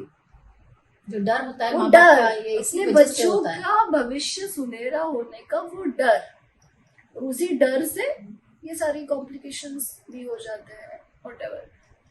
वो बच्ची का जो मैंने लिया इंटरव्यू सर्वे, वो मुझे बहुत अंदर से झंझोड़ दिया कि उठ, इसी पे फोकस कर, काम कर, हो सके उतनी महिलाओं को इस दलदल से बाहर निकाल, और समाज में इसे इस तरीके से प्रेजेंट करना है कि लोग इन्हें सम्मान भी दे। अगर ये परिवर्तित होती है तो इन्हें एक्सेप्ट करो। समाज अपनी जगह बिल्कुल सही है, मैं बार बार ये चीज कहती हूँ। Right. जिस तरीके से हिंदू लड़की अगर वापस घर वापसी करना चाहती है, प्लीज तो एक्सेप्ट हर, उसे कुएं में उसकी और पट्टी बांध के उसको ढकेलो मत, उसे अपनाओ। और कहीं वो कुछ और कॉम्प्लिकेशन फेस करे, उससे अच्छा है एक मौका दो। आफ्टर ऑल ये सारा सबका अपना अपना destiny, but still what is our karma that we have to do. गलतियां किसी से भी हो सकती है, कोई भी एज में हो सकती है, ऊपर वाला भी एक मौका देता है। बिल्कुल। तो मुझे ऐसा लगा कि शायद मुझे इसी चीज के लिए अपॉइंट किया गया है, मैं इन सबको परिवर्तित करने का एक नजरिया रखूं, और उसी नजरिए से डे 1 से मैंने मेरा काम स्टार्ट किया। ऐसे बहुत सारे किस्से आए, ऐसे बहुत सारे कठिनाइयां आई कि उस समय मुझे वैसे डिसीजन लेने पड़े, और वो एक्सपीरियंस से मैं बनते गई और परिपक्व बनते होते गए। हाँ, ऐसा भी कह सकते हो। ये फील्ड में काम करने के लिए आपको बहुत मतलब बहुत हिम्मत, मेच्योरिटी, पेशेंस सब चाहिए। आलोचनाएं सहन करनी पड़ती है, सब सारी बहुत मतलब अनगिनत। आप पे भी उंगलियां उठती है, बिल्कुल बिल्कुल, ये भी उठती है, फेस करना पड़ता है। बिल्कुल उठती है, फेस करना पड़ता है। बहुत तकलीफ भी होती है कि मैं तो अच्छा काम कर रही हूँ, फिर मुझे क्यों एक्सप्लेनेशन देना पड़ रहा है। बट फिर वो होता है ना कि आप ऐसा सोच रहे हो, सामने वाला वैसी नजर से देख रहा है, वही सोच रहा है अरे मैडम को क्या पड़ी है, अच्छी खासी है, डॉक्टर है, वेल एजुकेटेड है, कमा रही है, अच्छा ये सब क्यों कर रही है, क्या है इसका मकसद, क्या करना चाहती है। वो अपनी क्यूरियोसिटी में पीछे पड़ जाते हैं। वो बोलते हैं ना, एक्चुअली उसके लिए दूसरा एग्जाम्पल है, पर मैं ये देना चाहूंगी, भले ही आप गटर में साफ करने के लिए उतरे हो, पर बाहर निकलोगे तो कचरा ही समझेंगे आपको। समझेंगे। सबकी अपनी अपनी सोच है। अच्छी सोच वाले भी मुझे बहुत लोग मिले। जब मैं कभी कभी हार जाते थे, हाँ बोल सकते हो इस काम में। हारना is not to give up, but हर इंसान की लाइफ में एक मौका आता है अंदर ना, से कभी टूट जाते थे। मैं महिलाओं के मतलब कभी उनका रिस्पांस नहीं मिला इसलिए नहीं कभी टूटी हूँ, क्योंकि मैं समझती हूँ कि अभी उन्हें उसका नॉलेज नहीं, इसलिए जिस दिन इन्हें ज्ञान हो जाएगा मेरी भी जरूरत नहीं पड़ेगी, और वो दिन आज का आ चुका है। वाह। सो लेकिन जो लोग उनके व्यवसाय पे पलते हैं, जो चाहते ही नहीं कि व्यवसाय बंद हो, एग्जैक्टली, है ना, तो ऐसे लोग बिल्कुल हाथ धो के पीछे पड़ जाते हैं।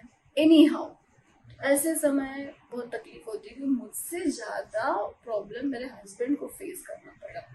बिजनेस पे इफेक्ट होना, उनकी मेंटलिटी पे इफेक्ट होना, यू नो, डायरेक्टली मुझे कोई कुछ न बोल पाया, न रोक पाया, न कुछ। तो भाई हर इंसान की कमजोरी है, इनकी क्या कमजोरी है, इस तरीके से। उस समय मुझे आज भी वो इंसिडेंस याद है। मैं बिल्कुल टूट चुकी थी। ऐसे हो गया था कि क्या कर रही हूँ मैं, क्या करना चाहती हूँ, और मैं क्या गेन कर रही हूँ, सक्सेस भी नहीं मिल रहा है, ऊपर से इतनी आलोचनाएं हो रही है, मैं क्या करूँ। उस समय फिर मैं कलेक्टर जी से मिलने गई ठाणे। मैंने कहा सर मैं बहुत परेशान हूँ, ऐसे ऐसे है, तो मैं क्या समाज कार्य करना छोड़ दूँ। क्योंकि मुझे ऐसा लगता था कि कोई भी सिचुएशन अगर इस टाइप की कंफ्यूजिंग आती है, जो पास्ट में मेरे आई और मैंने अकेले उसे डील किया, बट मैं अब जो सोशल ही मैं और लोगों के लिए काम कर रही हूँ, मेरे डिसीजन पे, मेरी एक्टिविटीज पे किसी का लाइफ डिपेंड है, तो मैं I am not the single कि मैं कुछ भी डिसीजन ले। Very true. तो मैं कोई ऐसे जो सीनियर है, काफी कुछ अधिकारी हो गए या और भी मेरे मार्गदर्शक हो गए, इनको हमेशा परेशान करते रहते। ओके। तो वो वहां से फिर मेरा कंफ्यूजन क्लियर होता था, क्योंकि मेरा एक बिल्कुल फॉर्म है, नेचर कहिए या मेरी आदत कहिए या जो भी कहिए, जब तक मैं अपने आप को सेटिस्फाइड ना कर लूं तब तक मैं वो काम नहीं करूँ, चाहे जो हो जाए।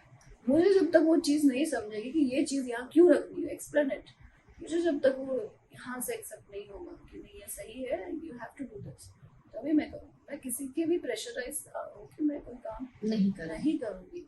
जहाँ तक सवाल अगर मेरे डिसीजन की वजह से किसी की लाइफ डिपेंड है, then it is a different scenario. तो फिर उस टाइम पे मुझे कलेक्टर जी ने समझाया, सावित्रीबाई फुले जी का मुझे उदाहरण दिया, जिन्हें मैं अपना बिल्कुल मार्गदर्शक मानती हूँ, एक आधार मानती हूँ, आदरणीय स्थान मानती हूँ। सावित्रीबाई फुले और सिंधुताई सपकाळ, इनके जीवन गाथाओं को मैं पढ़ती हूँ ऐसे समय, मोटिवेशंस के सारे हर इंसान को मोटिवेशन की जरूरत पड़ती है जी। और फिर उस समय मुझे कलेक्टर जी ने कहा कि सावित्रीबाई फुले जी को याद कीजिए, इतना कठिन कार्य है, अगर वो इस तरीके से गिव अप कर लेती तो आज जो समाज में स्त्री की जो जगह है वो नहीं मिल पाती। बिल्कुल। सो आप भी ऐसे ही कुछ मार्ग पे हो, सो आप उनका डटे रहिए, और आपका दिल नेक काम कर रही हो तो डिफिकल्टियां आनी है, ये एक पैच है, इसे जब आप क्रॉस कर लोगे तो ये सारी चीजें छोटी मोटी लगने लग जाएगी। True. बस खत्म कहानी, फिर शुरू। अगर शुरू। और आज वाकई में वो सारी चीजें छोटी लगती है मुझे, कि जिसकी जैसी सोच उसके वैसे काम। आपने बहुत सारी लेडीज को नॉर्मल लाइफ में ले आए हो, बिल्कुल। कितने लोगों को ले आए हैं आप? ऐसे काउंटिंग तो मैं फिर एग्जैक्टली भी नहीं rough- बता पाऊंगी, रफली 40-50 अराउंड हो Big सकती number. है। हाँ, उसमें से काफी शादी करके सेटल हो गई है, Very good. कुछ बाहर निकल रही है, कुछ ऐसे इस तरीके से टप्पेस में सेटल हो गई। मैं किसी को बांध के रखने में इंटरेस्टेड राइट, बिल्कुल भी नहीं हूँ। आजाद रहो, नहीं बस बिल्कुल, it's a very you good turn thought. मत लो, यही मेरा कहना है। आगे जिस उड़ान दिन दो। आपको लगे कि आप यू टर्न ले रहे हो, मुझे याद कर लेना, तब तक लड़ते रहो। Right, and they are successful now. Yes, these all are successful stories. Very good, commendable job. सच में ये काम ऐसा है कि हर इंसान के लिए पॉसिबल नहीं है। जी, कोरोना में भी मैं आपसे बिल्कुल एक कमेंट इस पे करना चाहूंगी कि एक भी कोरोना पेशेंट नहीं मिली है। क्या बात है, उतना बिल्कुल। आपने प्रिकॉशन लिया उनके लिए। प्रिकॉशंस, और मुझसे ज्यादा उन लोगों से मुझे इस समय बहुत अच्छे स्ट्रांगली सपोर्ट मिले। ओके, तो जो मेरे विचारों के, मेरे कार्यों के जो भी खिलाफ भी जो थे, वो उस समय वो भी आ गए, क्योंकि मैं हर किसी के डोर पे जाके राशन की बोरी रख देती थी कि ये समय नहीं है आपस की टांग खींचना है, वो भी करना, हम मानव है, तो पहले इस नेचुरल डिजास्टर को हमें फेस करना बहुत जरूरी है। ये चीजें तो जीवन के साथ आगे भी चलती रहेगी, फिलहाल सब भूल जाएंगे। और मुझे पार्शलिटी करना आता ही नहीं है कि इसको भूखा रखो या उसे खाना दूं, नहीं, मेरे लिए ऑल आर इक्वल। बहुत लोग नाराज भी होते थे, अरे उसने आपको गाली दिया तो क्या आपके खिलाफ कंप्लेन किया, लेटर दे रहा है, ये इसे भड़का रहा है, और महिलाओं को मीटिंग के लिए नहीं आने देता है, वॉटएवर। नहीं, ये मेरा स्वभाव नहीं है, ये मेरा मार्ग नहीं है, ये मेरा कार्य करने की पद्धति नहीं है। हाँ, जिसे जहाँ सबक सिखाना है, जो गलत कर रहा है उसके लिए कानून है, मैं कानून की मदद लूँ, बराबर, परंतु मुझसे तो ये नहीं होगा। तो उस समय बिल्कुल न्यूट्रल हो गया था एक पोजीशन, और उन्हें भी चीजें समझ में आ रही थी कि नॉर्मल जो बाहर लोग हैं उनकी ऐसी सिचुएशन है, तो इन लोगों को मैं कहाँ लेके जाऊँ। रिक्वेस्ट करके मैंने पहली बार उनसे कहा था कि आप ये पूरा एरिया क्लोज रखिए, ना कोई बंदा बाहर ना अंदर। और मेरा एक ये था कि मैंने अपने काम में, अपने एनजीओ में सारे वॉलंटियर्स जो भी स्टाफ थे, वो रेड लाइट एरिया से ही मैंने अपॉइंट किए हुए थे। ओके, हम जब दूसरों को बोलते हैं कि भाई इन्हें जॉब दो, तो वो काम पहले मुझसे शुरू होता है। राइट, अगर मैं नहीं कर रही हूँ तो मुझे कोई राइट नहीं कि मैं दूसरों को बोलूँ कि इन्हें समाज के धारा में लाइए। बराबर, पहले मुझे अपने जीवन में उन्हें उतारना पड़ेगा, लाना होगा।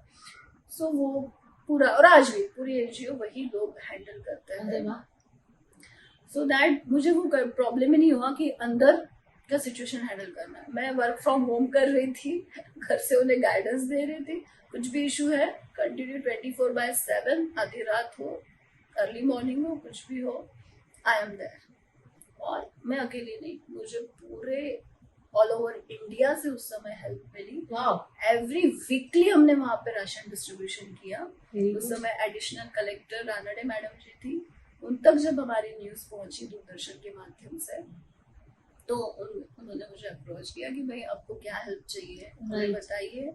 तो मैंने कहा कि देखिए राशन नहीं चाहिए, तो शौक राशन नहीं, पहली बार ऐसा वो सुन रही हूँ कि राशन नहीं चाहिए। मतलब राशन बनाने के लिए कुछ नहीं है उनके पास। आज 2 महीने हो गए, कोई बिजनेस नहीं हो रहा है, गैस खत्म हो रहा है, क्योंकि महिलाओं की जो पुकार आ रही थी कि मैडम हम किस पे बनाए।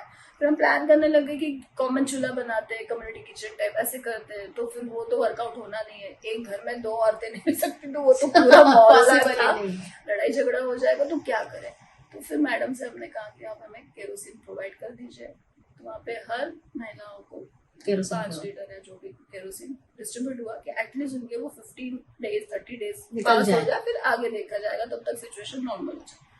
ऐसे ऐसे हिस्टोरिकल वर्क हुए हैं वहां पे, मैं आपको बता नहीं सकती। वाह। और वो कोविड एक उनके लिए वरदान साबित हुआ। सॉरी टू से सिखाना, नहीं बहुत लोगों को सिखाया है कोविड ने।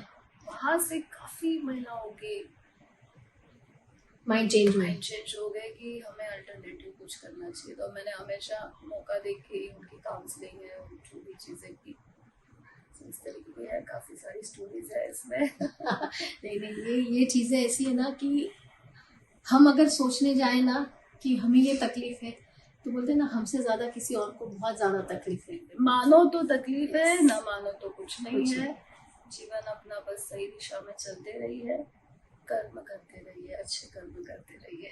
बिल्कुल बिल्कुल, हम भी ये बात, और मतलब बोलते हैं ना कि कौन सा शब्द कहाँ पे किसको मोटिवेट कर जाए, you never know. Swati ji, recently आपको उत्तर भारतीय महिला का अध्यक्ष बनाया गया है। जी, उत्तर भारतीय सामाजिक सेवा संस्था है जो Great. जब सिंह हूँ, ठाकुर हूँ, तो उत्तर भारतीयों में समाविष्ट होने और का आपके जैसी डैशिंग लेडी और कौन हो सकती है। चिन्ह है। मैं बहुत भाग्यशाली हूँ कि मुझे इस पोस्ट देके इन्होंने एक समाज के लिए भी काम करने की व्हाट वी से एक प्लेटफॉर्म दिया है। opportunity दी है। Right, I am very glad for this. Great. तो आपका ये जो पूरा सोशल वर्क है, या अब इस पे आप जो भी आगे कार्य करेगी, तो इन सब के प्रति आपके बच्चों का क्या ओपिनियन है या क्या अभिप्राय है? मेरे बच्चे मेरी रियल स्ट्रेंथ है। जो आज या जितने भी मुझसे जुड़े लोग मेरी तारीफ करते हैं, या बहुत से लोग, अधिकारी भी लोग बोलते हैं कि आपको देख के हम मोटिवेट होते हैं, जो भी चीजें हैं। सो मैं कहती हूँ कि मैं मेरे बच्चों से मोटिवेट होती हूँ। मेरे बच्चे ही So मेरी beautiful. स्ट्रेंथ है। मेरा परिवार, माय हस्बैंड, सब मेरी बहुत बड़ी ताकत है। सो एक बार मुझे आज भी याद है, वहां मुझे ये फील हुआ कि मैं यहाँ वहाँ अपनी ताकत ढूंढ रही हूँ, ताकत तो मेरे साथ है। ये उस समय मुझे फील हुआ। मेरे बच्चे, जब मुझे फर्स्ट टाइम ये डे केयर सेंटर स्टार्ट करना था बच्चों का, तो मेरे पास डिपॉजिट के लिए पैसे नहीं थे। तो मैं सोचते ऐसे बैठी थी कि कैसे करे क्या। मेरा बेटा आया कि मम्मा क्या हुआ, आप उदास लग रहे हो। मैंने कुछ नहीं, नहीं मम्मा आप छुपा रहे हो, क्या बातें बताओ। तो मैंने कहा बेटा ऐसा ऐसा है, मुझे करना है, तो मुझे थोड़े मनीज का इशू हो रहा है। तो बोले पापा से ले लो इतना क्या। मैंने नहीं बेटा, ये मेरे अंदर की है ना, ये मेरी लड़ाई है। तो पापा तो हमारे लिए कर रहे, तो मैं पापा को और बर्डन नहीं देना चाहती, तो कैसे करे क्या। तो अंदर गए, दोनों बच्चे, मेरी बच्ची भी बहुत छोटी थी, दोनों अपना पिगी बैंक लेके आए। वाओ। नहीं क्यों लेकर आए हो, क्या है। मम्मा ये लो पिगी बैंक हमारा, और इसमें जितने भी हैं पैसे आप यूज कर लो, उन बच्चों के लिए जो स्कूल खोलना चाहते हो आप इससे स्टार्टअप कर लो। आज भी रोंगटे खड़े हो रहे हैं सीरियसली। वो देख के मैं बिल्कुल चौंक गई, ये क्या। तो मैंने कहा नहीं बेटा ये आपके है, मैं नहीं ले सकती। नहीं मम्मा आप ही कहती हो ना, अच्छे काम की शुरुआत करनी चाहिए। तो जब ये घर से हो रही है और आज हम करना चाहते हैं, तो आप हमें अच्छा काम करने से क्यों रोक रही हो। My goodness, so maturity. मतलब ऐसी दुविधा आ गई, धर्म संकट, कि मैं ना बोलूं तो गलत कर रही हूँ, हाँ बोलूं तो बच्चे के पैसे ले रही हूँ। राइट। तो फिर मम्मा एक काम करो। मैंने कहा देखो बेटा मुझे ऐसा लग रहा है कि मैं तुम्हारे पैसे कैसे ले लूं, आप अच्छा ठीक है, अब यू वांट टू डोनेट। फिर बच्ची ने बोला मम वो तो बहुत चालाकी से जवाब और सिचुएशन हैंडल कर लेती, मास्टर माइंड है हमारी। ओके। बोलती है मम्मा कोई बात नहीं, उधार समझ के लिए लो। आज तक तो उधार नहीं लौटा पाई। ये पूरे मारवाड़ी के गुण है। तो वो एक चीज है। फिर और एक पड़ाव आया था कि घर में बहुत थोड़ा सा स्ट्रेस होने लग गया था, क्योंकि काम जो मेरा रेड लाइट एरिया का काम इस लेवल पे आ चुका था कि उन महिलाओं के पास, वहां के जो भी पिम्स हैं, उनमें हिम्मत नहीं बची थी कि वो 10 रुपीज भी उन लोगों से जबरदस्ती ले ले। इतनी वो सक्षम हो रही थी। सो वो थोड़ा सा इम्पैक्ट धीरे धीरे मेरे हस्बैंड को टॉर्चर करना, वो सारी चीजें, तो उससे थोड़ा सा घर में माहौल भी थोड़ा होने लगा, मतलब डिस्कशन डिबेट होने लग गया कि क्या ऐसे वैसे। मैं थोड़ा सा अगेन बैकफुट पे होने लग गई कि मेरी वजह से I don't want to hurt anyone. तो मेरा बेटा अर्ली मॉर्निंग, वो सुबह सुबह ये सारा होता है ना, सोच विचार में, वो एक मेरा पोजीशन है घर में, हॉल में, कि वहां मैं जब विचार भवन, और जब वहां बैठूं तो समझ जाते हैं कि भाई तू कौन आने वाला है। तो बेटा आया, मतलब मम्मा क्या हुआ, मतलब क्या करूं बेटा, ऐसा लग रहा है कि मैं ये सब समाज कार्य सब कुछ मैं छोड़ देती हूँ, क्यों मैं मतलब अपने घर में अशांत जो जो सारी चीजें हो रही है मैं कंसंट्रेट नहीं कर पा रही हूँ, और मैं घर में नाराजगी रख के मैं बाहर काम नहीं कर पा रही हूँ। तो बेटर है कि बहुत और ज्यादा काम आगे लेके जाओ और ज्यादा लोग मुझ पर डिपेंड हो जाए या ज्यादा आशाओं से देखे, तो बेटर है कि आई शुड स्टॉप हियर। पर मैं लड़ाई हो रही है मेरी, एक मन बोल रहा है नहीं अच्छा काम है क्यों बंद करना है, एक मन बोल रहा है कि घर भी देखना है, क्या करूं। तब मेरे बेटे ने कहा कि मम्मा आज की सिचुएशन ये सेम नहीं रहेगी, आज जो भी लोग आपको नहीं समझ पा रहे हैं वो आने वाले टाइम में आपको समझेंगे। और मैं आयोना मतलब आर्यन और आयोना हम लोग आपके साथ है, क्योंकि हम जानते हैं कि आप बहुत अच्छा काम कर रही हो। तो ये मम्मी अच्छा काम तो करना चाहिए, आप ही बोलते हो, तो आप अच्छा काम करना बंद कैसे कर सकती हो। Wow, real motivation. ये तो इतना आसान सा सवाल का जवाब था कि मैं नहीं ढूंढ पाई। जब बेटे ने बोला तो बट ऑब्वियस है, हिम्मत फिर से आ गई। माँ को हिम्मत मिलती है, माँ से बच्चों को हिम्मत मिलती है, वो एक अलग बॉन्डिंग बन गई। और आज मेरे बच्चों को ए टू जेड सब पता होता है, इतनी स्ट्रॉन्ग हमारी फ्रेंडशिप है कि मेरा डे टू डे का लाइफस्टाइल, मेरे मीटिंग्स, मेरे प्रोग्राम्स, मेरे स्ट्रगल पॉइंट्स, आने वाले विषयों की चर्चाएं सब बच्चों से करते हो? सब मेरी बच्चों के साथ डिस्कस होती है, very healthy in atmosphere. I think it is very good also, क्योंकि बच्चों को ये शिक्षा भी बहुत जरूरी है। उनको ये जब आप उनसे डिस्कस करते हो ना, तो बच्चे बहुत सारी चीजों के लिए तैयार हो जाते हैं आने वाले वक्त के लिए। जिस ऐसे समय आया था कि बच्चे जब ग्रोन अप होने लग गए थे, तो मुझे थोड़ा सा अंदर से ही फील होने लग गया कि मैं प्रोस्टिट्यूशन पे काम कर रही हूँ, लोग इतने आलोचनाएं देते हैं, हस्बैंड पार्ट इज डिफरेंट, वो हमें हर सिचुएशन में हैंडल करते समझ सकते, बट व्हाट अबाउट किड्स, ये जब बड़े हो जाएंगे तो मैं इन्हें क्या कहूँ कि मैं समाज कार्य अपना किस कम्युनिटी के लिए कर रही हूँ। वो एक छोटी सी लड़ाई थी। फिर जैसे बड़े बेटे को मैंने अपने एंगल से धीरे धीरे उसे समझाया कि जब वो बड़ा हुआ, उस मैच्योरिटी का हुआ, तो मैंने बताया कि समाज में ऐसे भी कम्युनिटी के लोग होते हैं बेटा, ऐसे होता है, तो मैं जिन महिलाओं के लिए काम कर रही हूँ वो ये सारी महिलाएं, आपको कोई ऑब्जेक्शन?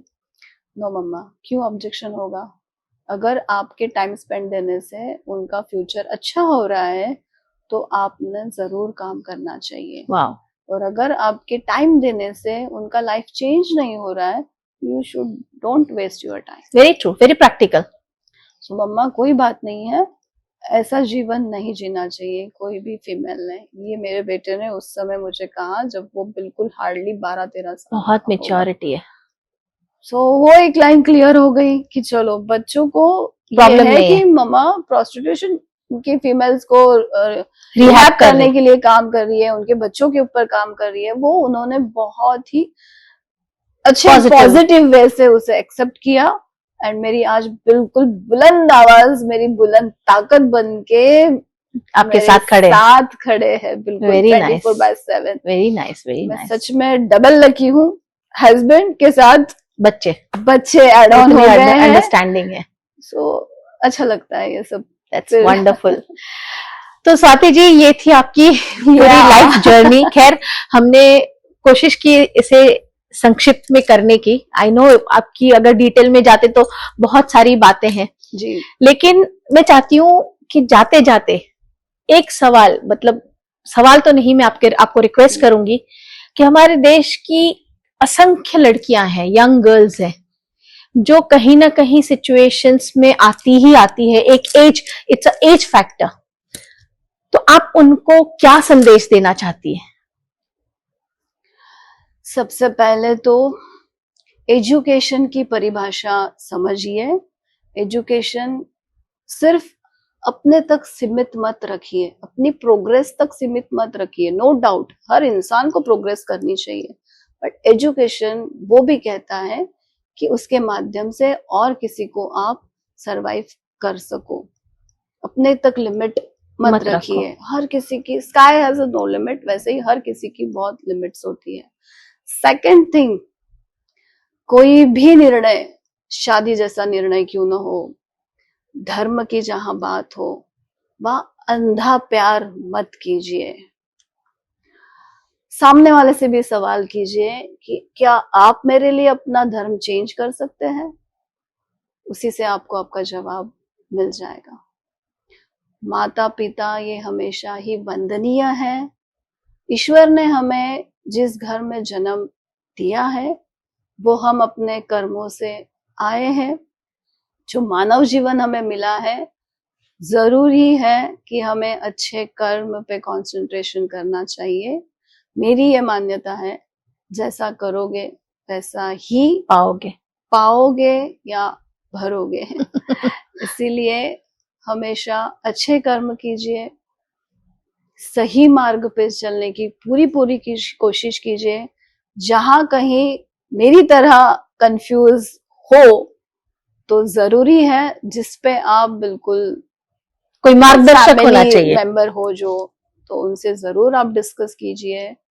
ज्यादा से ज्यादा क्या होगा, आपके हिसाब से जवाब नहीं मिल सकता है ना, लेकिन वो जरूरी नहीं है। राइट, आपके ही जो सही होगा वो मिलेगा, जो सही है वही आपको मिलेगा। ईश्वर पे बिल्कुल भी भरोसा रखिए। वो जो करते हैं हमारे लिए, वो बेशक अच्छे के लिए ही करते हैं। धन्यवाद। बहुत बहुत धन्यवाद। आप मिस्टिक भारत गाथा पे आई और दिल खोल के आपने बात की, और ये बातें जब हमारे दर्शक सुनेंगे तो मुझे पूरा विश्वास है कि बहुत सारी ऐसी चीजें हैं जो खुल के बोल पाएंगे या खुल के समझ पाएंगे। सो ये सारी चीजें बताने के लिए बिना झिझक उसके लिए आपका बहुत बहुत धन्यवाद। Thank you so much Preeti ji. तो दोस्तों, ये थी स्वाति सिंह की कहानी, जिसमें आपने देखा कि एक डिसीजन और उनको क्या क्या चीजों से गुजरना पड़ा, लेकिन हार नहीं मानी और डटी रही, लड़ती रही और आज अपना एक अलग मुकाम बनाया है। तो आप सभी को मैं एक निवेदन करती हूं, सोच समझ के कोई भी फैसला लीजिए और हमेशा अपने माता पिता की रिस्पेक्ट कीजिए। जय हिंद।